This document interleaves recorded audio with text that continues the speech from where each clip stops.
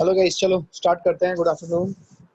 तो ये session basically last session होगा जिसमें मैं एंगुलर मोमेंटम और टॉपलिंग के कॉन्सेप्ट्स को डिस्कस करूंगा। And today will be the last session of rotational dynamics as far as concepts are concern. मैंने आप लोगों को ऑलरेडी बोला हुआ है कि आप इंडिविजुअल लेवल पे प्रॉब्लम सॉल्व करना स्टार्ट कीजिए and we will put doubt sessions according to that. जहाँ पे अगर आप व्हाट्सएप में मेरे को डाउट्स भेजोगे तो मैं उस सेशन में एक करके डाउट लेता रहूँगा। आप जो भी स्नैपशॉट पिक्चर भेजोगे तो ऐसे सेशन हम कंडक्ट कर सकते हैं इस तरीके से। ठीक है, सो चलिए स्टार्ट करते हैं। अभी कल मैंने आप लोगों को एंगुलर मोमेंटम कंजर्वेशन के कुछ क्वेश्चंस बताए थे जहाँ पे बेसिकली क्या हो रहा है कि बॉडी जाके वॉल से टकराती है, बॉडी जाके एक अलग स्फीयर से टकराती है या रिंग से टकराती है, something like that is happening. तो कितने देर के बाद प्योर रोलिंग स्टार्ट होगी। तो हम लोगों ने एंगुलर मोमेंटम कंजर्वेशन का रूल वहाँ पे देखा था and we would be able to use angular momentum conservation to find out कि प्योर रोलिंग स्टार्ट होने के बाद क्या एंगुलर वेलोसिटी बॉल की होगी या स्फीयर को होगी, what ever it is, right. तो हम लोगों ने कल उस वेराइटी ऑफ क्वेश्चन देखे और वो ऑलरेडी अपलोडेड है वीडियो मेरे यूट्यूब चैनल पे, तो वहाँ पे जाके आप एक बार देख सकते हैं। ठीक है, तो आज उसी टाइप के वेराइटी ऑफ प्रॉब्लम्स को थोड़ा सा और आगे लेके जाएंगे कि और कैसे क्वेश्चंस हो सकते हैं बेसिकली। ठीक है, तो बेसिकली देखिए ध्यान से, ऐसे कि एक वेराइटी ऑफ प्रॉब्लम ऐसा हो सकता है कि कि suppose we are having a, देखिएगा ध्यान से, suppose we are having a plank, we are having a plank like this. ठीक है, एंड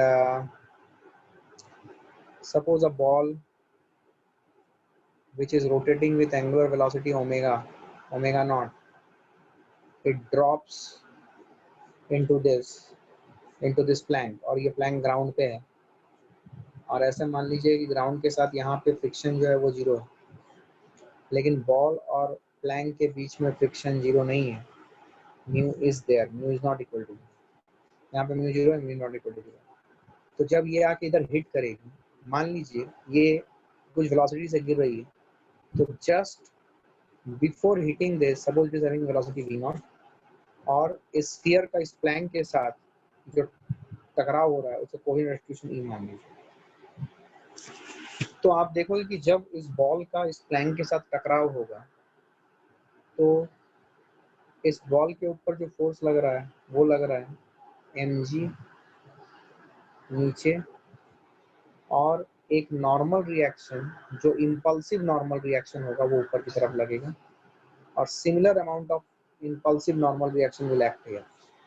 ये mg जो है ये अपना रेगुलर फोर्स, बट ये जो नॉर्मल रिएक्शन है, ये नॉर्मल रिएक्शन डेवलप हो रहा है उस ड्यूरेशन के लिए जिस ड्यूरेशन में ये बॉल इस प्लैंक के साथ कांटेक्ट में है, ऐसे मान लीजिए। तो अगर आप देखोगे ध्यान से, मान लो ये ड्यूरेशन ऑफ कांटेक्ट जो यहाँ पे है, सपोज इट इज dt, बहुत छोटा amount of time duration contact में।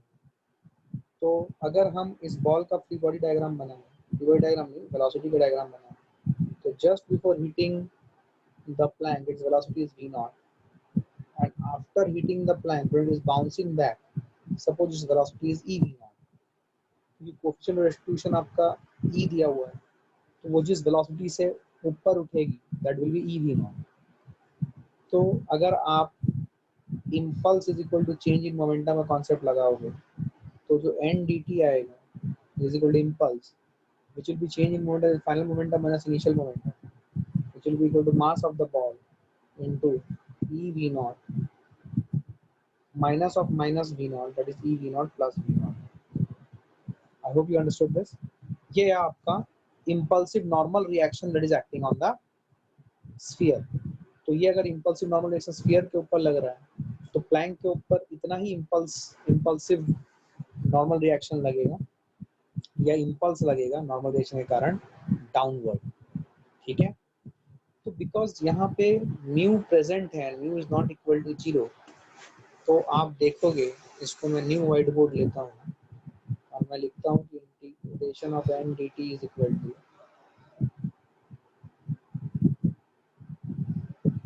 M V naught into E plus one. ठीक है, this is impulsive normal reaction. तो ये इम्पल्सिव नॉर्मल रिएक्शन हो गया, तो जो फ्रिक्शन फोर्स इस प्लैंक के ऊपर लगेगी, आपको पता है कि इतना ही इम्पल्सिव रिएक्शन इस प्लैंक के ऊपर भी ट्रांसफर हुआ है। तो इस सरफेस पे जो प्लैंक के ऊपर फ्रिक्शन फोर्स लगेगी, तो अगर आप देखोगे तो प्लैंक के ऊपर फ्रिक्शन फोर्स लगेगी इस डायरेक्शन में। ऐसा मैंने कैसे बोला? ऐसा मैंने ऐसे बोला क्योंकि आप देखो ध्यान से, आपको समझ में आएगी। व्यू ऑल व्हाइट बोर्ड में, इस व्हाइट बोर्ड को देखो। अगर आप देखोगे जैसे रोटेट कर रही है, तो ये गेंद आके जब प्लैंक से टकराई होगी, तो ये जो लोएस्ट मोस्ट पॉइंट है इसका, ये लोएस्ट मोस्ट पॉइंट इस तरफ जा रहा होगा टुवर्ड्स द लेफ्ट। तो इसके ऊपर जो फ्रिक्शन फोर्स लगेगी वो लगेगी इस तरफ। तो अगर स्फीयर के ऊपर फ्रिक्शन फोर्स एफ इधर लग रही है, तो प्लैंक के ऊपर फ्रिक्शन फोर्स एफ इधर लगेगी। और अगर प्लैंक के ऊपर फ्रिक्शन फोर्स एफ इधर लगेगी, तो आप देखो यहाँ पे ध्यान से, जो मैंने यहाँ पे लिखा है, इसके ऊपर फ्रिक्शन फोर्स इधर लगेगी। अब ये फ्रिक्शन फोर्स कितनी है? ये फ्रिक्शन फोर्स है म्यू इनटू जो फ्रिक्शन के कारण इंपल्सिव फोर्स, ये इंपल्सिव फोर्स है। ये फ्रिक्शन फोर्स सिर्फ वो ड्यूरेशन ऑफ टाइम dt के लिए ही एग्जिस्ट करेगा, जब तक कि ये स्फीयर इस प्लैंक के साथ कांटेक्ट में। तो जो impulse due to friction force, which is equal to f dt, that will be equal to integration of mu n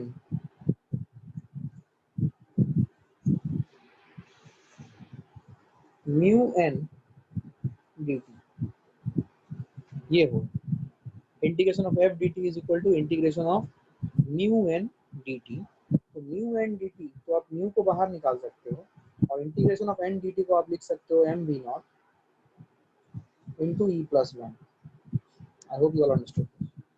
तो ये लगा आपका फ्रिक्शन का impulsive force on the plank. और आपको पता है कि प्लैंक जिस सरफेस पर रेस्ट कर रही है वहां पे कोई फ्रिक्शन नहीं है। तो ये जो इंपल्स लगा, which is equal to mu into m into v naught into e plus 1, this impulse should be equal to change in momentum of the plank। Plank का फाइनल इनिशियल मोमेंटम कितना था? 0। तो प्लैंक का final momentum कितना हो जाएगा? Planck का final momentum हो जाएगा, जो भी फाइनल मोमेंटम होगा, which will be the mass of the plank। Mass of the plank मान लो आप है कैपिटल M, तो capital M into v dash, and this v dash will be in this particular direction। आपको पता है कि इसका मैग्नीट्यूड दिखा रहा है, डायरेक्शन जा रहा है नेगेटिव एक्स एक्सिस के बाद। तो दिस माइनस 0, बिकॉज 0 क्यों? Because that was the initial momentum of the plank. तो इससे आप v डैश की वैल्यू निकाल सकते हो।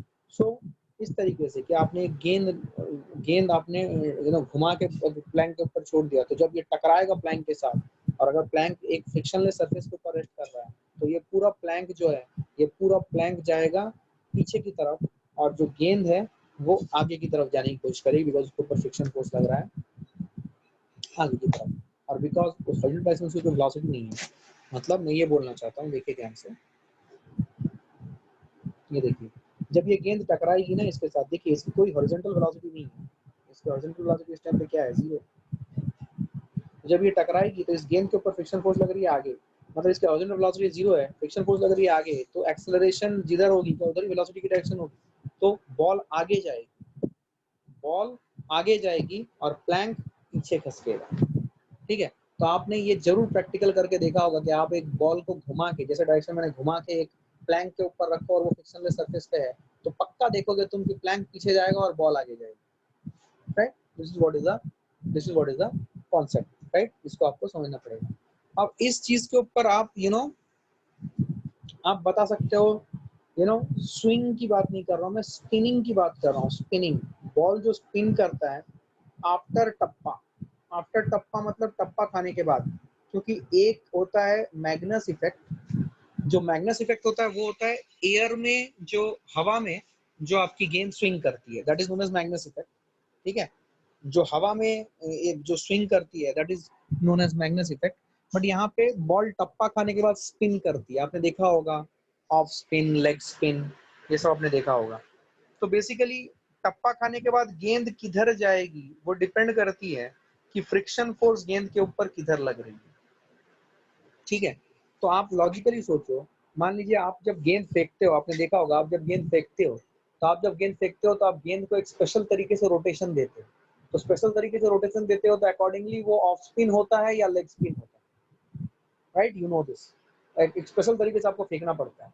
तो जब वो फेंकोगे, ये मैं आपको बता नहीं पा रहा हूँ, ये जस्ट इमेजिन करने की कोशिश करो आप कि ग्राउंड के ऊपर आप जैसे फेंकोगे गेंद, राइट, तो गेंद जैसे फेंकोगे, मान लो ये पिच है, ये पिच है, इसको आपको इमेजिन करना पड़ेगा 3D में, मैं ट्राई कर रहा हूँ। ये पिच है और यहाँ पे बॉलर है, तो बॉलर यहाँ पे, यहाँ बैट्समैन।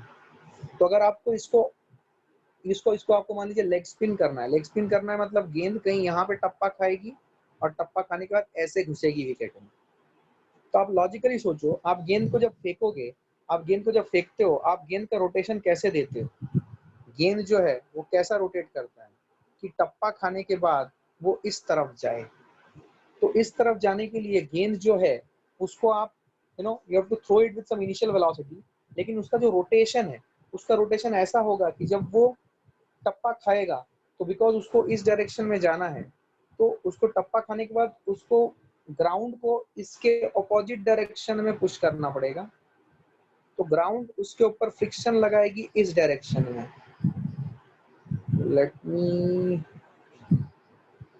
तो ये है बेसिकली ये ग्राउंड को पुश करने की कोशिश कर रही इधर, तो ग्राउंड उसके ऊपर फ्रिक्शन फोर्स लगाएगी इस डायरेक्शन में। अगर ग्राउंड उसके ऊपर फ्रिक्शन फोर्स लगा रही है इस डायरेक्शन में, तो फिर उसकी वेलोसिटी टप्पा खाने के बाद इसी डायरेक्शन में जाएगी, ठीक है। So this is what is happening. Similarly आप ऑफ स्पिन जब करते हो, तो ऑफ स्पिन करते हो तो आप गेंद को यहाँ टप्पा खिलाते हो और गेंद यहाँ टप्पा खाने के बाद ऐसे जाती है, तो उसके लिए फ्रिक्शन फोर्स की डायरेक्शन आफ्टर टप्पा खाना, it has to go in this particular direction so that it is able to carry the ball towards the stumps or towards the batsman, right?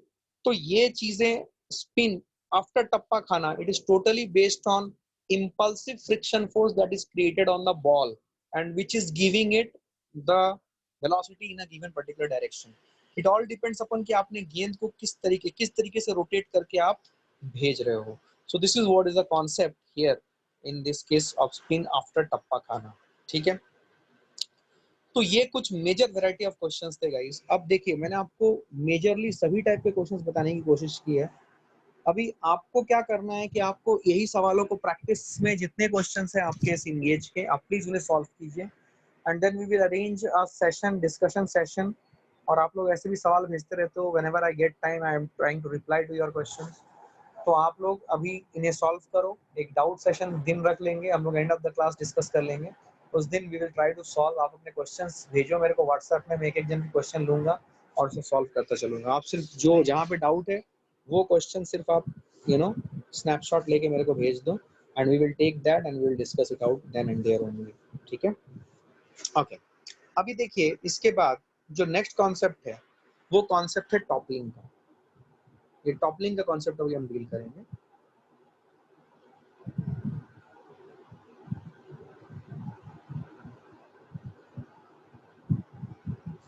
सबसे पहले हम समझेंगे कि टॉपलिंग का कॉन्सेप्ट ये है क्या। मान लीजिए आपके पास एक बॉटल है,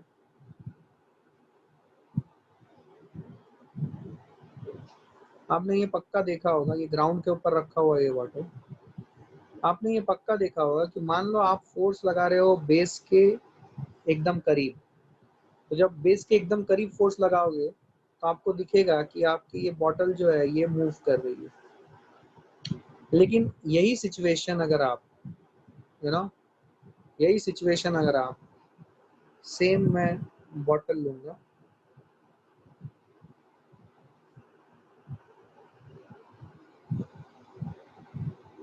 लेकिन अगर आप सेम सिचुएशन आप इसके टॉप मोस्ट पॉइंट पे सेम फोर्स एफ लगाओगे, तो अब आपको दिखेगा कि ये बॉटल जो है ये टॉपल हो रहा है, मतलब ये ऐसे पलटी मारने की कोशिश करेगा।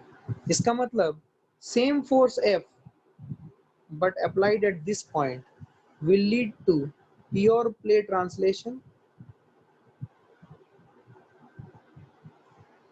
लेकिन same force F when it is applied at some other height from the bottom, it will lead to either toppling, ये topple कर रहा है, और translation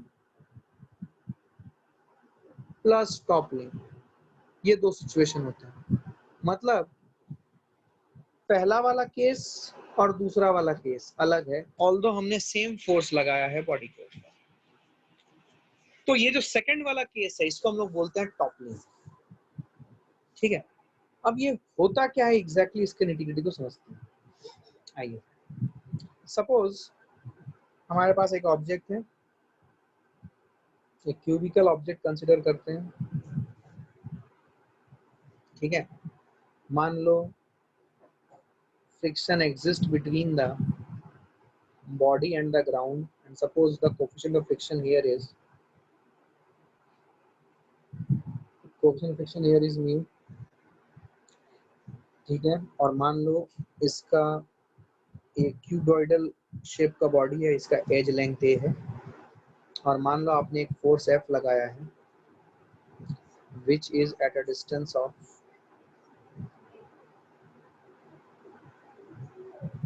a minus h from the bottom।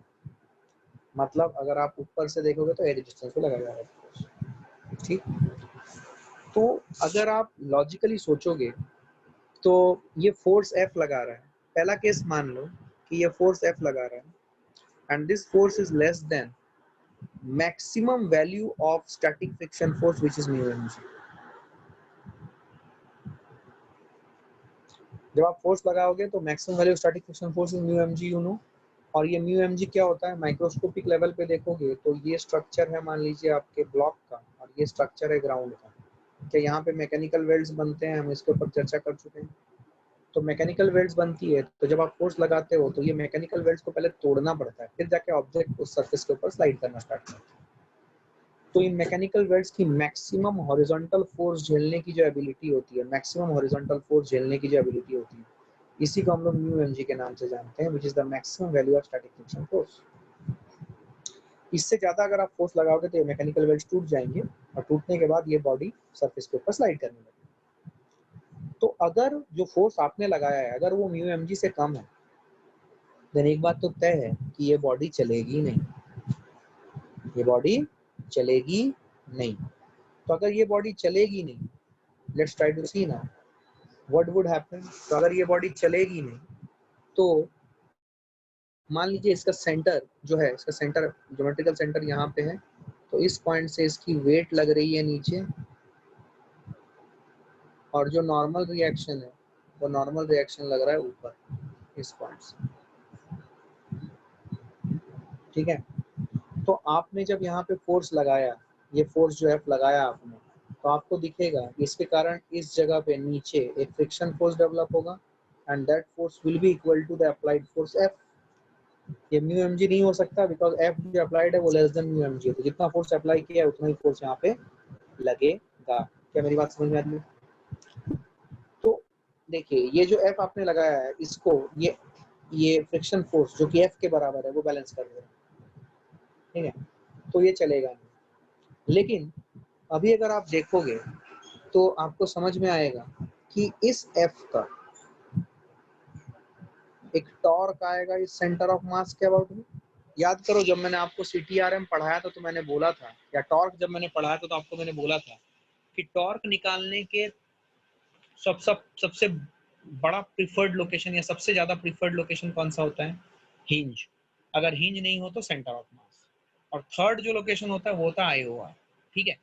तो यहाँ पे देखिए कोई हिंज नहीं है, तो हिंज नहीं है तो हम किस पॉइंट के अबाउट में टॉर्क लगाएंगे, centre of mass.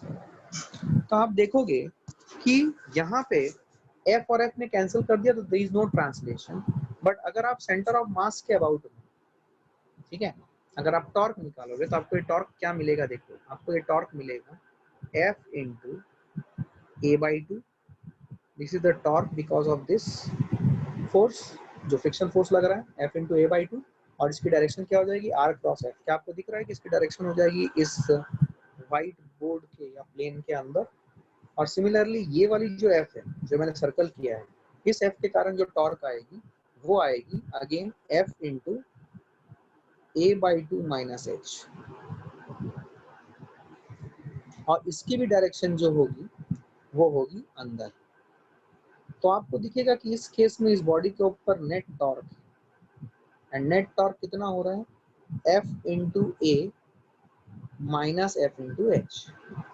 This is the net torque that you are having, which is F into A minus F into H. This is the net torque.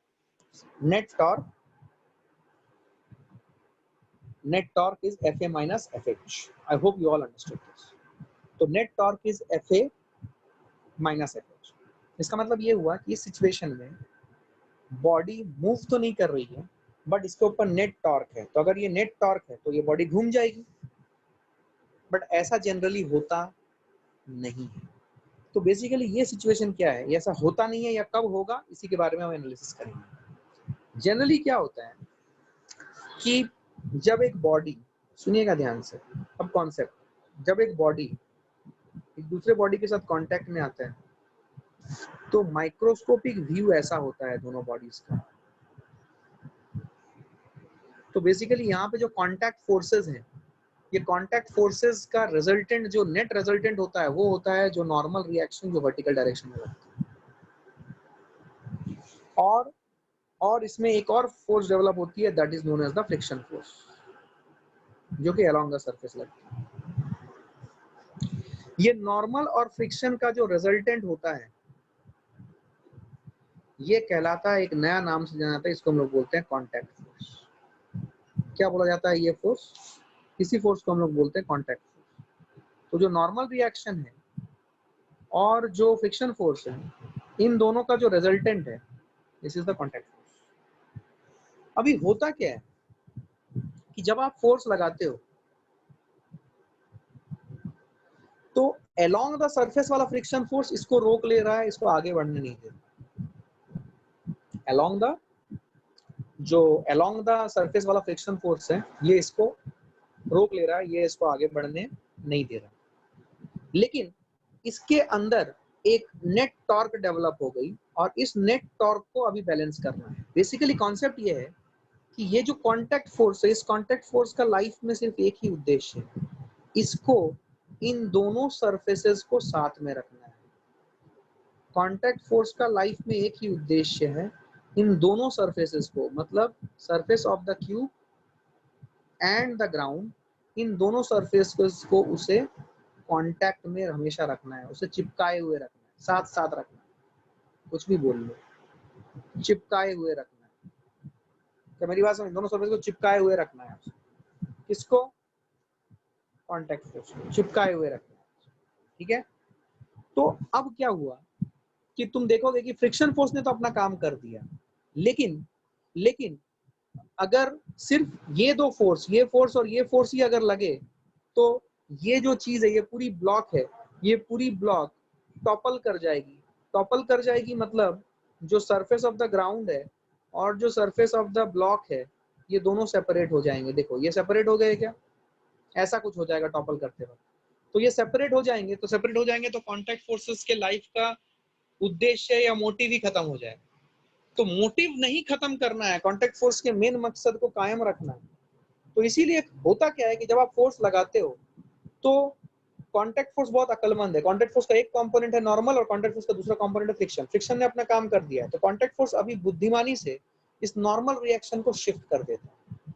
और नॉर्मल रिएक्शन शिफ्ट करता है तो पहले normal reaction कहाँ लग रहा था, पहले यहाँ पे वेट लग रहा था नीचे, जो सेंटर ऑफ मास से लग रहा है, और नॉर्मल रिएक्शन भी यहाँ यहीं से लग रहा था ऊपर, जब कोई फोर्स एफ नहीं थी। लेकिन जैसे ही ये फोर्स एफ आ गई तो ये जो नॉर्मल रिएक्शन है, ये नॉर्मल रिएक्शन यहाँ से शिफ्ट होके इस साइड कहीं पे आ गया, और ऐसे उसने अपने आप को शिफ्ट कर लिया कि ये जो एफ फोर्स जो आपने लगाया है और जो एफ फोर्स जो फ्रिक्शन के कारण डेवलप हुआ है, इन दोनों फोर्सेस के कारण torque about the centre of mass should be balanced by the torque of the normal reaction about the centre. तो अगर मैं लास्ट वाला आपको सेगमेंट दिखाऊं, तो लास्ट वाला सेगमेंट में या लास्ट वाले स्लाइड में हम लोगों ने देखा था कि net torque about the centre of mass आ रहा था Fa माइनस Fh। तो ये नॉर्मल रिएक्शन अपने आप को शिफ्ट कर देगा such that this Fa minus Fh should be equal to n into question mark. मतलब कितने से शिफ्ट कराएगा वो, मान लो ये ब्लॉक है, और ये इसका सेंटर ऑफ मास का लोकेशन है। तो नॉर्मल रिएक्शन मान लो यहाँ लग रहा है और ये डिस्टेंस है मान लो question mark.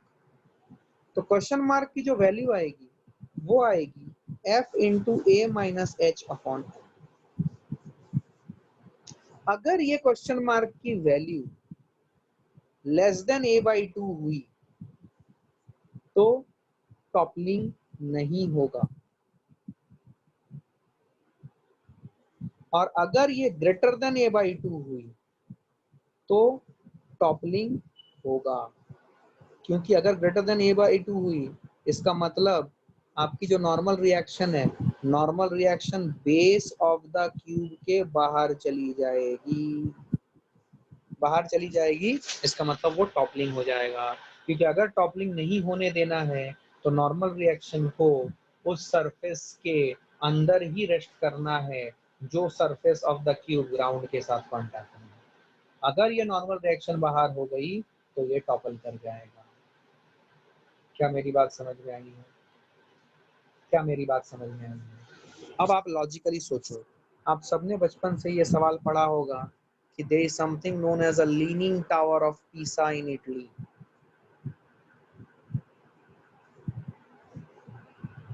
Why the leaning tower of Pisa is not falling? That is the question. तो बेसिकली इसका सेंटर ऑफ मास कहीं पे यहाँ पे है। तो जो नॉर्मल रिएक्शन है, थोड़ा सा मैं इस डायग्राम को बनाता हूँ मेरे को ध्यान से। ये जो नॉर्मल रिएक्शन है इसका वेट मान लो यहाँ पे कहीं पे, ये जो नॉर्मल रिएक्शन है इस नॉर्मल रिएक्शन को इधर कहीं पे शिफ्ट हो रहा है। तो जिस दिन ये नॉर्मल रिएक्शन ये रीजन के बाहर चला गया उस दिन लीनिंग टावर ऑफ पीसा गिर जाएगा।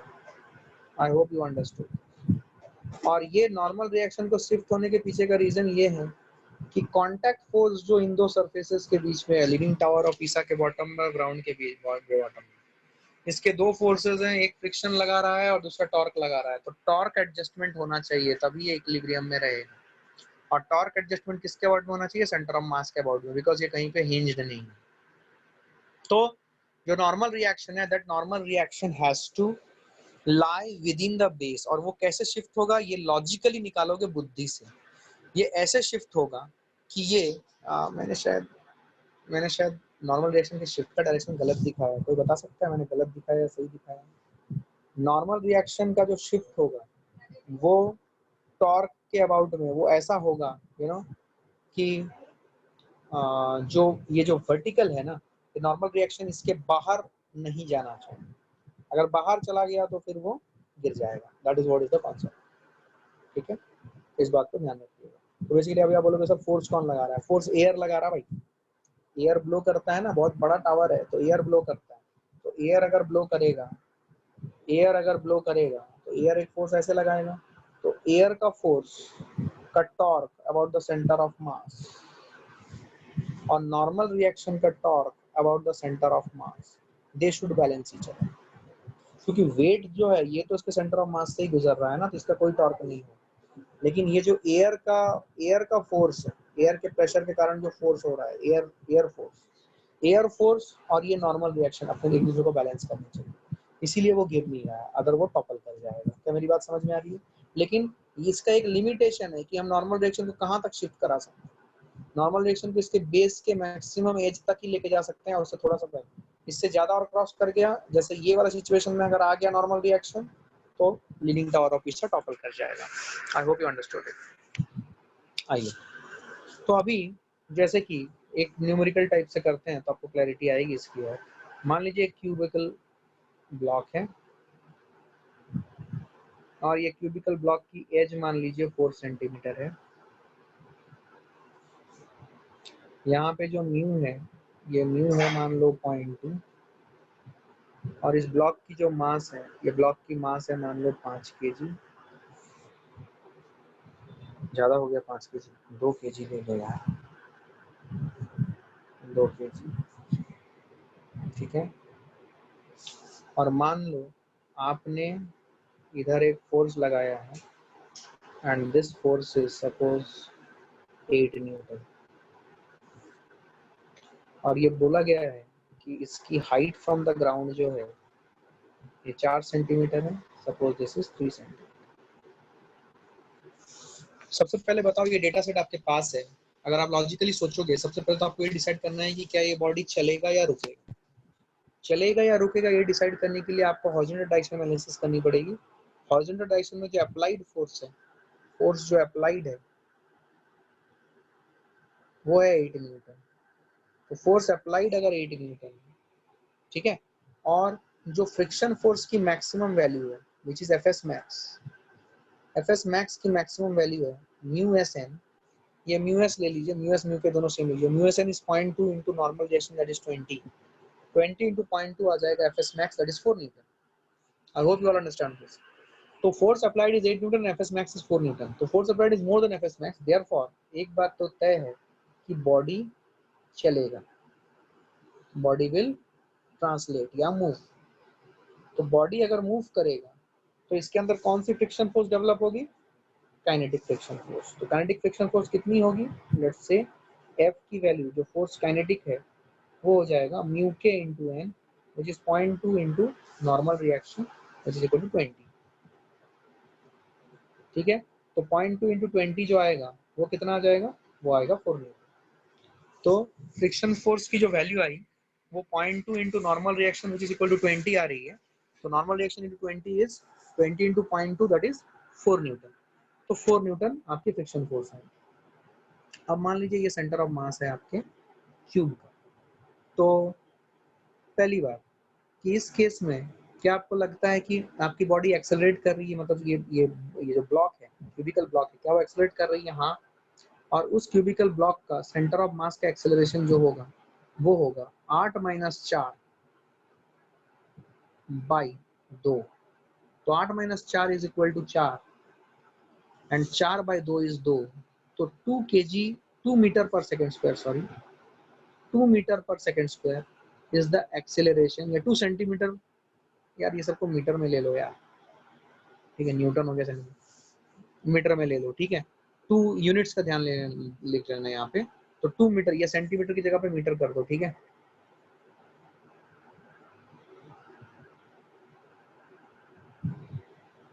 मीटर, तो 2 मीटर पर सेकेंड स्क्वायर,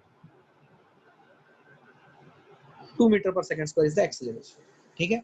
ये एक्सेलरेशन हो रहा है, तो we have seen that this is accelerating, ठीक। अच्छा, अब सवाल है कि अब एक्सेलरेशन हो रहा है, अब एक फोर्स लग रहा है F 8 न्यूटन का और एक फोर्स लग रहा है 4 न्यूटन का, ठीक है। क्या यहाँ पे टॉपलिंग पॉसिबल है? लेट्स ट्राई टू सी। अभी हमने देखा था कि जैसे ही ये फोर्स 8 न्यूटन लगेगा, because of friction force and all those things, आपको पता है कि जो नॉर्मल रिएक्शन है ये नॉर्मल रिएक्शन शिफ्ट कर जाएगी। तो अब ये नॉर्मल रिएक्शन अगर शिफ्ट कर जाएगी तो अगर टॉपलिंग होने नहीं देना है तो क्या हमें ये चाहिए, मैं दूसरे व्हाइट बोर्ड में लिख रहा हूँ, दैट इज, देखिए ध्यान से, सारा डेटा एक बार देख लो। F into small f that is 4 Newton, 4 Newton into 2 plus 8 Newton into 1, 4 plus 4 Newton into 2 is 8, 8 plus 8 16 should be equal to normal reaction into x, and normal reaction will be equal to mg, mg के बराबर normal reaction, ठीक है। तो आपकी equation क्या आ रही है, मैं दूसरे स्लाइड में लिख रहा हूं, ध्यान से सुनो। 8 इंटू 1 ये है जो फोर्स आपने लगाया था एज पे 1 सेंटीमीटर नीचे, 4 जो फ्रिक्शन फोर्स डेवलप हो रही है इंटू 2, दोनों की टॉर्क सेम डायरेक्शन में है, that will be balanced by n which is equal to mg into x। तो 8 plus 8 it is 16, 16 is equal to m mass कितना लिया था हमने? What was the mass that we have taken? 2 kg, ठीक। तो ये हो जाएगा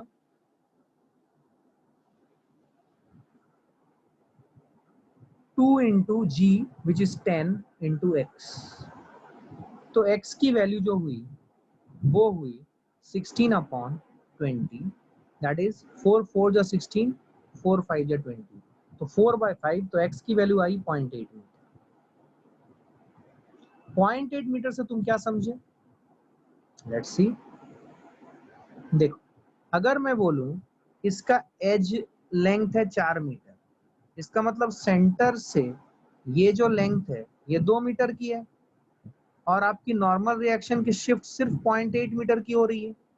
इसका मतलब क्या हुआ? इसका मतलब ये हुआ कि आपकी नॉर्मल रिएक्शन अभी भी इस सरफेस, जो कांटेक्ट एरिया है इस सरफेस का ग्राउंड के साथ, क्या उसी के अंदर ही लाई कर रहा है और इस सरफेस एरिया के बाहर नहीं जा रहा है। इसका मतलब यहाँ पे टॉपलिंग नहीं होगी। क्या मेरी बात समझ में आई है? क्या मेरी बात समझ में आई है? So this is what is the concept. तो आपको ये बात समझ में आना चाहिए कि इस केस में जो डेटा दिया है, इस केस में क्या हो रही है? सिर्फ स्लाइडिंग हो रही है। देयरफॉर इस केस में क्या हो रही है? Only sliding and no toppling, and no toppling. अभी आपको भी पता है कि इस डेटा सेट में अगर मैं ध्यान से सुन, अगर मैं इसको 4 मीटर की जगह पे 1.5 मीटर कर, तो उस केस में आपको साफ साफ दिखता कि 1.5 मीटर अगर मैं कर रहा हूँ इसको, इसका बेस को, ये हाइट 4 मीटर ही रहने दो, बेस को 1.5 मीटर कर रहा हूँ, तो बेस को अगर मैं 1.5 मीटर कर देता तो सेंटर ऑफ मास से 0.75 और 0.75 होता, और मेरा आंसर आ रहा है यहाँ पे कितने से शिफ्ट हो रहा है? 0.8 मीटर। ध्यान से देखो, ये देखो 0.8 मीटर से शिफ्ट दिखा रहा है। तो अगर मैं 0.75 मीटर करता, फिर से मैं सेपरेट उस स्लाइड में जाता हूँ आपको समझाने के लिए। इस स्लाइड में देखो, अगर मैं 4 मीटर की जगह पे 1.5 मीटर करता, तो उस केस में सेंटर ऑफ मास से एज जो होता वो 0.75 मीटर होता, और हमारा जो नॉर्मल डायरेक्शन में शिफ्ट होता वही 0.8 मीटर हो जाता। तो क्या उस केस में टॉपल करता? हाँ। तो उस केस में स्लाइडिंग भी होती और टॉपलिंग भी होती। बट इस डेटा के साथ जो मैंने साइड ऑफ द एज लिया है क्यूबिकल ब्लॉक का, एज का साइज जो लिया है, उस डेटा के हिसाब से यहाँ पे सिर्फ और सिर्फ आपकी स्लाइडिंग हो रही है और टॉपलिंग नहीं हो रही है। क्या मेरी बात समझ में आ रही है? क्या मेरी बात समझ में आ रही है? ओके। अभी इसको डेटा के टर्म्स में कैसे दिखाया जा सकता है? देखिए, कोई वेरिएबल्स के मतलब डेटा मतलब वेरिएबल के टर्म्स में इस सवाल को कैसे इंटरेस्टिंग बनाया जा सकता है, आइए देखते हैं। मान लीजिए ये क्यूबिकल ब्लॉक है, ये क्यूबिकल ब्लॉक मैंने यहाँ पे रखा है, ध्यान से देखिएगा, ये क्यूबिकल ब्लॉक मैंने यहाँ पे रखा है मान लीजिए, ठीक है। और suppose if I say that I am applying a force F here, ठीक है। Let us say that the edge is A, and suppose the force is applied at a height h below the top of this edge, ठीक है। तो size of this cube is A, और as से top से h distance नीचे suppose आपने एक force F लगाया, ठीक है। और यहाँ पे कोफिशिएंट ऑफ फ्रिक्शन जो है वो म्यू, ठीक। अभी देखिए, अगर स्लाइडिंग नहीं होना है तो ये जो F है, क्या ये F less than mu mg होना चाहिए? अगर स्लाइडिंग नहीं होनी है, इसकी मास m मान लीजिए, मैंने सारा डेटा दे दिया है, म्यू दे दिया है, फोर्स F लगाया है, h हाइट नीचे टॉप से, और एज की ये क्यूबिकल ब्लॉक मान लो, एज की लेंथ है a। तो अगर स्लाइडिंग नहीं होनी है, क्या F less than mu mg होना चाहिए? चलेगा। दूसरा, जब हम यहाँ पे इसका सेंटर ऑफ मास का लोकेशन यहाँ पे मान लो, तो सेंटर ऑफ मास से इसका वेट लग रहा है which is equal to mg, और बिकॉज हम फोर्स लगा रहे हैं तो we know that this normal reaction shift by some distance to this. तो F अगर हम लगा रहे हैं तो क्या यहाँ पे जो फ्रिक्शन फोर्स डेवलप होगी, क्या वो F के बराबर होगी? क्यों? क्योंकि ये जो F अप्लाइड है ये लेस देन म्यू mg। क्या मेरी बात समझ में आ रही है?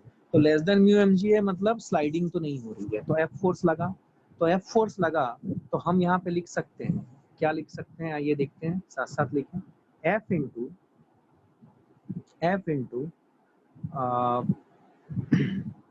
A by 2 minus h, this is the torque in the inside direction, plus F into A by 2, this is the torque because of friction force about the center of mass, that should be balanced by normal reaction, but normal reaction in vertical direction we know normal reaction is equal to mg, so that is equal to mg into, ठीक है, m small लिखता हूँ because यहाँ पे small लिखी हुई है तो यहाँ पे भी स्मॉल लिखूंगा mg, ठीक है, mg इंटू ये डिस्टेंस कितना है, ये डिस्टेंस मान लो है x, ये x, तो क्या वो mg इंटू x हो जाएगा। I hope you understood this. तो ये जो वैल्यू आई f into A by two plus F into A by two is equal to F into A minus F into H is it equal to M G into X. तो इससे x की value क्या आई, इससे x की value आई f into A minus H upon M G, ये आई value किसकी, x की। अगर टॉपलिंग नहीं होने देना है, this is the condition for no sliding, अगर टॉपलिंग नहीं होने देना है, क्या इस x को less than a by two रखना पड़ेगा, ठीक है। तो इससे f की जो वैल्यू आ रही है, मैं ये वाला पोर्शन इरेज कर रहा हूँ, नॉर्मल रिएक्शन को mg अपने को समझ में आ गया है, मैं अभी यहाँ पे यूज कर रहा हूँ, तो ये f की जो वैल्यू आएगी, और ये म्यू भी हटा दे रहा हूँ फिलहाल, यू नो दिस राइट, कि ये म्यू को मैं यहाँ ड्रॉ कर देता हूँ, mu is the coefficient of friction between the tube and the ground. तो अगर मैं ये वाले स्पेस को यूटिलाइज करता हूँ, लेफ्ट हैंड साइड वाले स्पेस को, तो मैं इसको कैसे लिखूंगा, f should be less than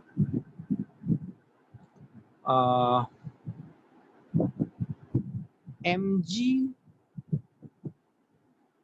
a by 2 times a minus h, क्या ये हो गया, f should be less than mg a by 2 times a minus h, ठीक है। so ये force, this is the force which is telling you that for no toppling to happen, the force applied should be less than mg a by 2 times a minus h, and for no sliding to happen, f should be less than mu mg। तो अगर ध्यान सुनो, अगर मैं बोलूं कि ये F1 है मान लो और ये F2, अगर मैं बोलूं F1 is less then F2, ध्यान से सुनो, अगर मैं बोलूं, मैं एक और व्हाइट बोर्ड क्रिएट करता हूं, मान लो मैं पहला कंडीशन बोलूं केस 1 कि F1 is less then F2, ठीक है। तो F1 लेस देन F2 और आप F को ग्रेजुअली बढ़ा रहे हो, F ग्रेजुअली बढ़ रहा है, F1 is less than F2। Suppose if I say that F1 is equal to 5 Newton and F2 is equal to 8 Newton, ऐसा आ रहा है, और आप F को ग्रेजुअली बढ़ा रहे हो, तो पहले कौन सा कंडीशन रीच होगा, पहले कौन सी वैल्यू F रीच करेगा, और ऑब्वियसली F1, तो F1 रीच करेगा, इसका मतलब F बढ़ाते बढ़ाते पहले क्या होगा, फर्स्ट स्लाइडिंग होगा,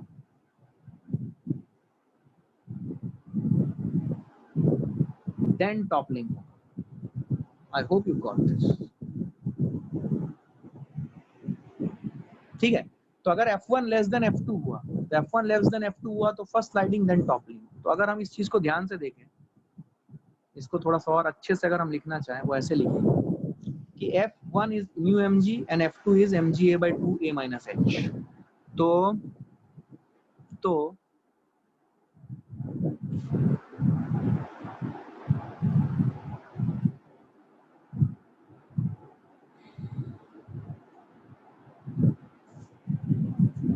ये कंडीशन आ जाएगी, mu mg should be less then mg into, just a moment, क्या आया था, mg into f into a minus, sorry mg a by 2 a minus h, okay,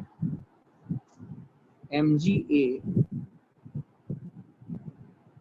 by 2 a minus h, ये condition है f1 less than f2 का। तो mg उड़ा दो, तो you will get that mu अगर less than a by 2 times a minus h हो रहा है, then we will be able to say that first there will be sliding and then toppling। क्या मेरी बात समझ में आ रही है?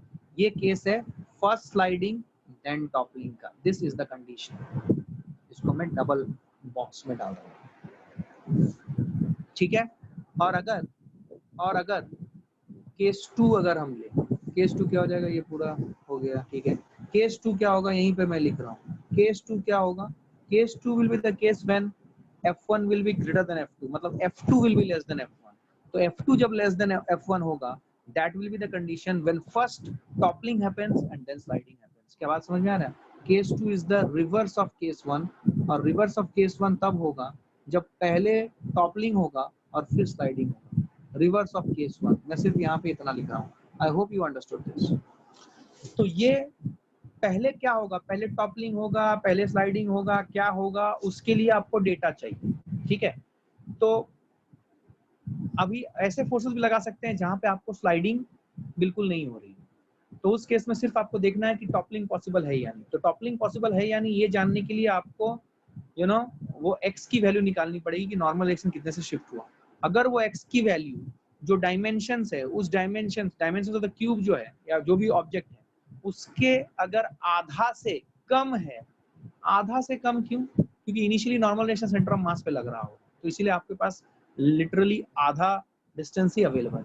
तो अगर आधे से कम है देन टॉपलिंग नहीं होगा, और अगर आधे से ज्यादा हो गया तो देन टॉपलिंग विल हैपन। क्या मेरी बात समझ में आई है? So this is the concept of toppling and how it will be used or how it will come handy for problem solving. I hope you understood this. This is a very important discussion, so please keep this thing into consideration. ठीक है, चलिए अभी ध्यान से देखिए।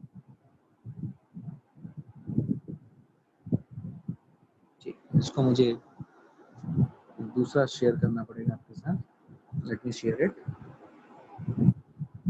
अब आइए, अभी देखिए इंक्लाइंड प्लेन भी हम ले सकते हैं। इंक्लाइंड प्लेन अगर हम लेंगे, ये मान लीजिए थीटा है।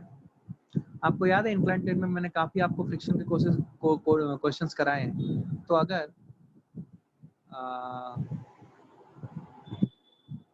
Theta less than tan inverse mu है या होता है, ठीक है, tan inverse mu, theta less than tan inverse mu, तो उस केस में यहाँ पे स्लाइडिंग नहीं होती है। तो अगर मैंने मान लो एक ब्लॉक रखा हुआ है, डायमेंशंस वही मान लो a है, क्यूबिकल ब्लॉक है ये, बट अब ये एक इंक्लाइंड प्लेन में रखा हुआ है। तो इंक्लाइंड प्लेन में रखा हुआ है तो इसके सेंटर ऑफ मास से जो वेट लगेगा, उस वेट के दो कंपोनेंट्स होंगे। एक कंपोनेंट इधर लगेगा which is equal to mg sin theta, और एक कंपोनेंट लगेगा इसके perpendicular which is equal to mg cos theta. तो जो नॉर्मल रिएक्शन होगा, ऑब्वियस सी बात है, ये नॉर्मल रिएक्शन जो होगा, ये normal reaction mg cos theta के बराबर होगा अगर हम परपेंडिकुलर द प्लेन देखें, ठीक है। अब देखो ध्यान से, मान लो ये ब्लॉक और इस इंक्लाइंड प्लेन के बीच में जो फ्रिक्शन कोफिशिएंट है वो म्यू है, ठीक है, जो मैंने यहाँ पे रखा हुआ, ठीक है। अभी देखिए ध्यान से, यहाँ पे अगर स्लाइडिंग नहीं हो रही, theta is less than tan inverse mu, this is the condition for no sliding to happen. तो स्लाइडिंग अगर नहीं हो रही है, क्या आपको लगता है कि यहाँ पे जो फ्रिक्शन फोर्स लगेगा, क्या वो अपसाइड लगेगा, और ये फ्रिक्शन फोर्स की जो वैल्यू होगी, क्या वो mg sin थीटा के बराबर होगी? Everybody please, basics of friction. हाँ, अगर स्लाइडिंग नहीं हो रही है तो mg sin थीटा नीचे की तरफ लग रहा है, तो mg sin थीटा के बराबर ही फोर्स लगेगा ऊपर की तरफ, that's why no sliding is happening, ठीक है। तो f की वैल्यू mg sin थीटा के बराबर। अभी अगर आप देखोगे ध्यान से, लॉजिकली सोचोगे, तो ये f और ये mg sin थीटा का जो टॉर्क है, उस टॉर्क को बैलेंस करने के लिए क्या आप मुझे बता सकते हो ये नॉर्मल रिएक्शन किधर शिफ्ट मारेगी? सेंटर ऑफ मास से राइट हैंड साइड या लेफ्ट हैंड साइड? बैलेंस अगर करना है, give me the answer, I'm waiting for your answer, I'm noting down your answer in the chat section. Can anybody tell me? ये shift होगा towards the left of center of mass, इसलिए क्योंकि friction force और mg sin theta का जो torque है about the centre of मास, इसको balance, mg sin theta का तो कोई टॉर्क नहीं होगा, फ्रिक्शन का जो टॉर्क होगा वो टॉर्क को नॉर्मल रिएक्शन तभी बैलेंस कर पाएगा जब वो इस साइड में शिफ्ट होगा, जिस साइड में मैंने येलो कलर से एरो से दिखाया है। अगर ये उल्टे डायरेक्शन में शिफ्ट हो गया तो ये फ्रिक्शन फोर्स का टॉर्क और ये नॉर्मल रिएक्शन का टॉर्क एक दूसरे को सपोर्ट करेंगे, अपोज नहीं करेंगे, और टॉपलिंग हो जाएगा, ठीक है। तो अब हम क्या करेंगे, ये जो फ्रिक्शन फोर्स है, इस friction force into a/2, a dimension लिया तो फ्रिक्शन फोर्स की वैल्यू है mg sin थीटा, तो mg sin थीटा, ध्यान से देखिएगा, इनटू a/2 जो टॉर्क है फ्रिक्शन फोर्स का, that will be balanced by normal reaction का torque which is equal to n into x। और n की वैल्यू कितनी है? n की वैल्यू है mg cos थीटा। तो जो x की वैल्यू आ रही है वो आ रही है mg sin theta into a/2 divide by mg cos theta. तो mg कट जाएगा, which will be equal to a/2 tan theta. I hope you understood this. This is x equal to a/2 tan theta. For toppling not to happen, this x has to be less than a/2.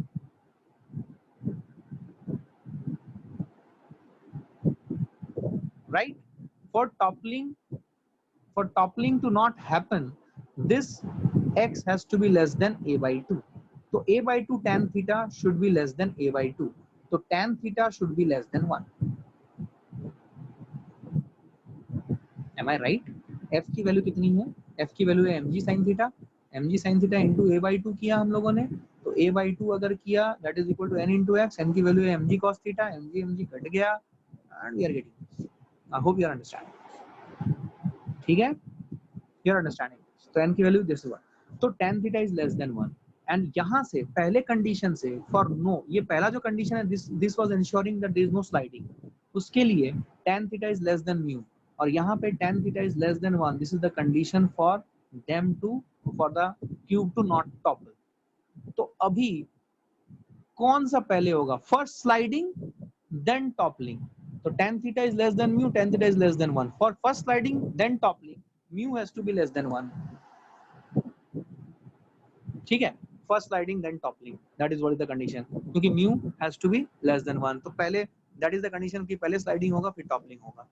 ठीक है, तो इस type के questions हम कर सकते हैं। यहाँ पे डेटा जैसा लिया गया है a/2 and all those things, तो उस तरीके से है। मैं चाहूँ तो यू नो ये जो है a/2 की जगह पे इसको कुछ और डेटा के साथ भी मैं खेल सकता हूँ। इसको a/2 कर दूँ तो a/4 हो जाएगा, तो कुछ और वैल्यू आ जाएगी। सो जो पहले स्लाइडिंग होगा फिर टॉपलिंग होगा, उसके लिए कंडीशन क्या है? ये tan थीटा की वैल्यू लेस देन म्यू जो है और tan थीटा की वैल्यू लेस देन 1 है, तो पहले केस में जो tan थीटा है that has to be smaller as compare to दूसरे केस में, मतलब mu has to be less than 1। तो पहले स्लाइडिंग होगा फिर टॉपलिंग होगा। क्या मेरी बात समझ में आ रही है? So this is the condition, right?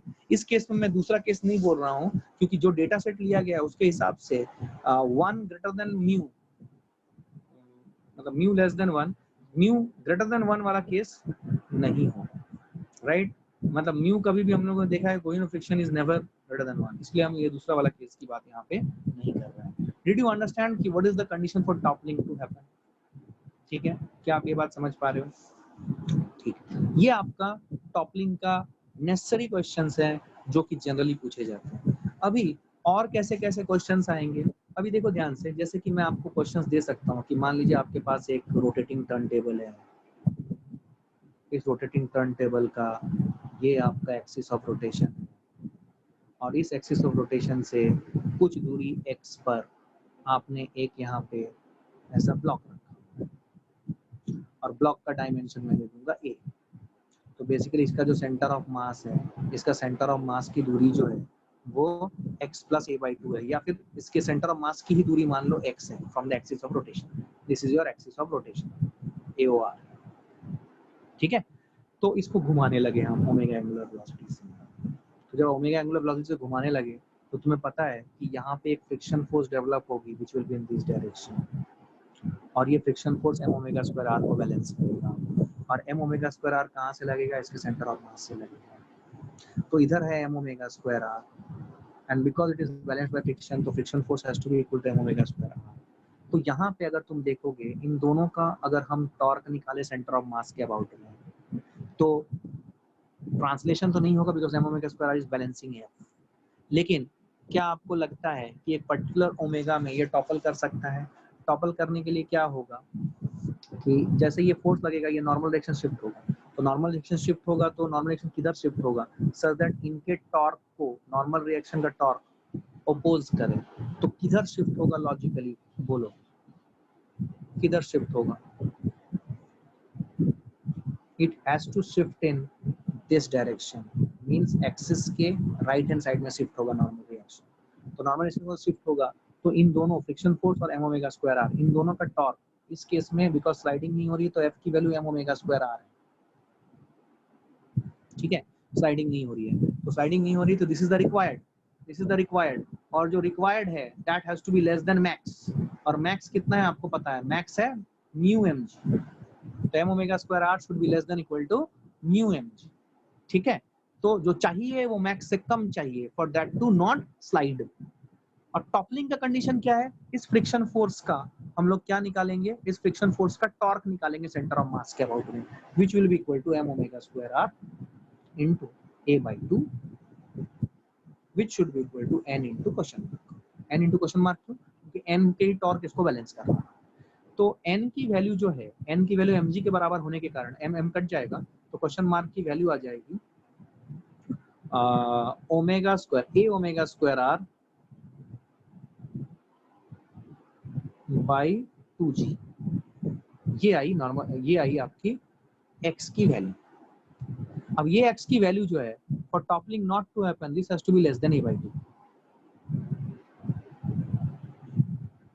that means that omega square r or omega square should be less than g by r और omega is should be less than under root of g by r, ये condition, right. और f required less than fs max होने का क्या condition होगा, f required is m omega square r, यहाँ से लिखेंगे हम लोग, आपको याद आ रहा है फ्रिक्शन आपने किया हुआ है, less than fs max is equal to mu mg, तो m कट गया, तो इससे ओमेगा स्क्वायर की वैल्यू आ रही है less than mu G by R, mu G by R, यहाँ से तो ये आ रही है, तो ओमेगा की value under root of mu G by R आ जाएगा, और यहाँ से ओमेगा की वैल्यू आ रही है under root of G by R.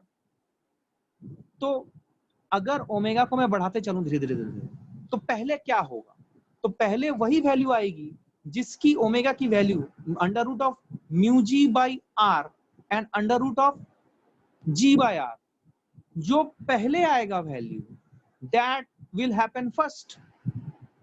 तो जनरली हमारी जो म्यू होती है वो 1 से कम होती है, तो म्यू अगर लेस देन 1 होती है तो under root of mu G by R की value omega that will be achieve first, अगर आप इसको जीरो वेलोसिटी से घुमाने शुरू कर दिए, जीरो एंगुलर वेलोसिटी से, तो अगर वो पहले, तो पहले क्या हो जाएगा, पहले होगा स्लाइडिंग फिर होगा टॉपलिंग। क्या आपको समझ में आई है बात, तो ऐसे सवाल पूछे जा सकते हैं।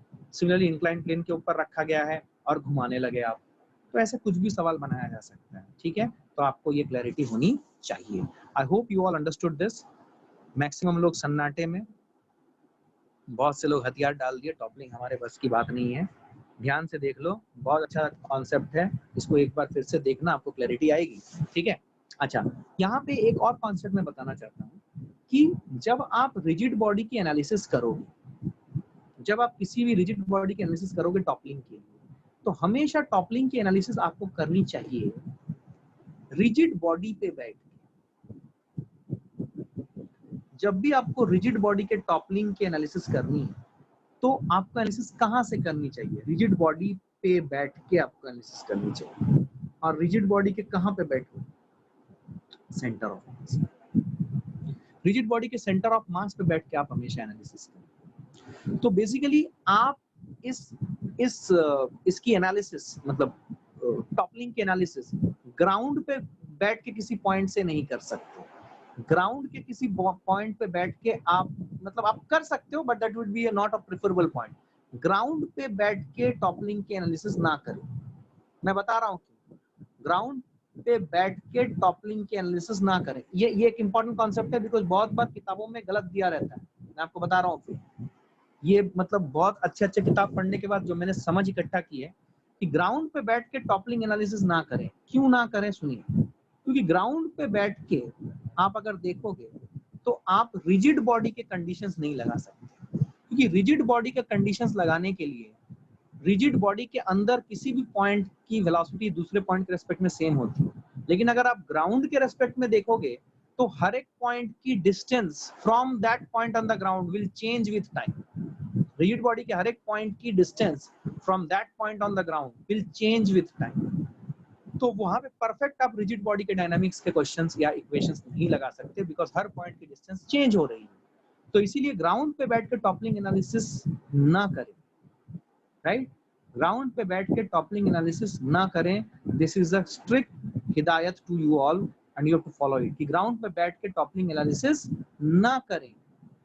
Please don't do toppling analysis by sitting on the ground, because जब आप ग्राउंड पे बैठ के टॉपलिंग एनालिसिस करोगे तो आपको दिखेगा कि हर एक पॉइंट की दूरी जो है, कोई भी पॉइंट ले लीजिए आप रिजिड बॉडी में, उस पॉइंट की दूरी ग्राउंड के इस पर्टिकुलर पॉइंट से चेंज हो रही है समय के साथ, जैसे जैसे ये आगे बढ़ रही है। लेकिन रिजिड बॉडी डायनामिक्स लगाने के लिए हमें पता है कि किसी भी पॉइंट, रिजिड बॉडी तो तभी कहलाती है ना जब किसी भी पॉइंट की दूरी या वेलोसिटी ऑफ अप्रोच या velocity of separation with respect to any other point on the sphere on that object, sorry, rigid body is zero, right? ये हम लोगों ने देखा है। तो लेकिन अगर हम ग्राउंड पे छोड़ के किसी और पॉइंट से देखें तो हमें हमें क्या बोलते हैं, रिजिड बॉडी के हम इक्वेशंस नहीं लगा पाएंगे, ठीक है? लेकिन अब सवाल होता है कि अगर हम रिजिड बॉडी पे बैठ के एनालिसिस करें तो रिजिड बॉडी पे बैठ जाएंगे तो रिजिड बॉडी तो एक्सेलरेट कर सकता है अगर एफ की वैल्यू फ्रिक्शन फोर्स के स्टैटिक फ्रिक्शन फोर्स के मैक्सिमम वैल्यू से कम हो तो, सॉरी ज्यादा हो तो, हाँ, और अगर एक्सेलरेट करेगा तो टॉर्क तो स्यूडो फोर्स लगेगा। अब कॉन्सेप्ट में खतरनाक टर्न आएगा और मजा आएगा। याद करो, स्यूडो फोर्स पढ़ाते वक्त मैंने आपको बताया था कि किसी भी फोर्स के संबंध में आपको 3 बातों का पता होना चाहिए। पहला उसका मैग्नीट्यूड कितना, दूसरा उसका डायरेक्शन कितना, मैग उसका पता होना चाहिए, उसका डायरेक्शन पता होना चाहिए, और तीसरा सबसे इंपॉर्टेंट रिजिड बॉडी में उसका पॉइंट ऑफ एप्लीकेशन पता होना चाहिए। तो जो स्यूडो फोर्स होती है, स्यूडो फोर्स की पॉइंट ऑफ एप्लीकेशन याद करो, मैंने उस टाइम पे आपको बताया भी था कि स्यूडो फोर्स की पॉइंट ऑफ एप्लीकेशन जो होती है वो होती है centre of mass of the rigid body. तो अगर हम रिजिड बॉडी पे बैठ के एनालिसिस कर रहे हैं कि बॉडी टॉपल करेगा, स्लाइड करेगा, व्हाटएवर इट इज, तो जो भी एक्सेलरेशन आएगी फोर्स लगने के कारण वो तो इसके सेंटर ऑफ मास से ही मतलब जो, sorry, rigid body because non inertial frame है, तो जो भी मुझे स्यूडो फोर्स लगाना पड़ेगा या स्यूडो एक्सेलरेशन देनी पड़ेगी, स्यूडो फोर्स, क्या वो स्यूडो फोर्स जो एफ स्यूडो लगेगा, क्या वो एफ स्यूडो लगेगा कहां से? F pseudo will act from the centre of मास। तो सेंटर ऑफ मास से लग रहा है, तो बिकॉज ये हिंज बॉडी नहीं था, तो याद करो हम टॉर्क वर्क जो भी लगाते थे, क्या टॉर्क वर्क लगाने के कारण, ध्यान से सुनना, क्या टॉर्क वर्क लगाने के कारण लगाते थे हम सेंटर ऑफ मास के अबाउट में, because pseudo force centre of मास से ही गुजर रही है, तो हमें कोई दिक्कत वाली बात नहीं है। हमें साफ साफ समझ में आ जाएगा कि कि बिकॉज ये सेंटर ऑफ मास से ही गुजर रही है तो स्यूडो फोर्स का होने से भी अपने को कोई दिक्कत नहीं है, बिकॉज सेंटर ऑफ मास से गुजर रही है तो आर वेक्टर की वैल्यू 0 होगी, तो टॉर्क वो कुछ भी प्रोड्यूस नहीं कर पाएगा, so we are safe, right?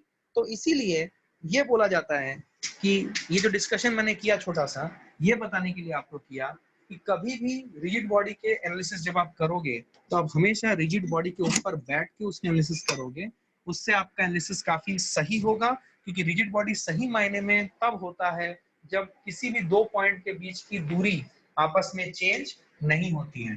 वही रिजिड बॉडी की बेसिक कॉन्सेप्ट है और आपको इस बात का ध्यान रखना है। अगर 2 पॉइंट के बीच की दूरी बदल जाए तो वो रिजिड बॉडी नहीं होगी ना, तो इसीलिए अगर आप ग्राउंड के किसी पॉइंट से करोगे तो आप, हो सकता है कि स्यूडो फोर्स की जरूरत आपको ना पड़े बिकॉज आप इनर्शियल फ्रेम से ऑब्जर्व कर रहे हो, लेकिन ट्रू मायने में आप रिजिड बॉडी का कोई भी इक्वेशन नहीं लगा पाओगे, बिकॉज हर बॉडी की distance from that point which is on the ground is changing with time. तो आप रिजिड बॉडी के डायनामिक्स के इक्वेशन नहीं लगा पाओगे, कांस्टेंट नहीं लगा पाओगे, and all those things you can not apply.